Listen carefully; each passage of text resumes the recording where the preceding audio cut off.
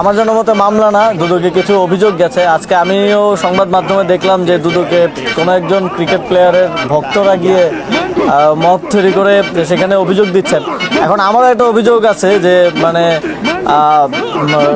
কোনো তখন আমি সরকারের দায়িত্বে থাকাকালীন জুলাই গণঅভ্যুত্থানের বিপক্ষে অবস্থান নেওয়ার কারণে এবং শেখ হাসিনাকে এন্ডোর্স করার কারণে বলেছিলাম এবং সিদ্ধান্ত নিয়েছিলাম যে সাকিব আল হাসান বাংলাদেশের জার্সি পরে বাংলাদেশের পতাকা বহন করার কোনো নৈতিক অধিকার তার নেই।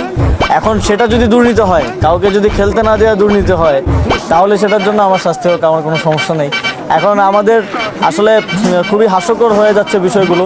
সাকিব আল হাসানকে খেলতে না দেওয়ার কারণে তার ভক্তরা গিয়ে 1000 কোটি টাকার দুর্নীতির অভিযোগ করলো এবং গতকালকে সারাদিন সেটা নিয়ে সব মোটামুটি মিডিয়ায় এক ধরনের মিডিয়া ট্রায়াল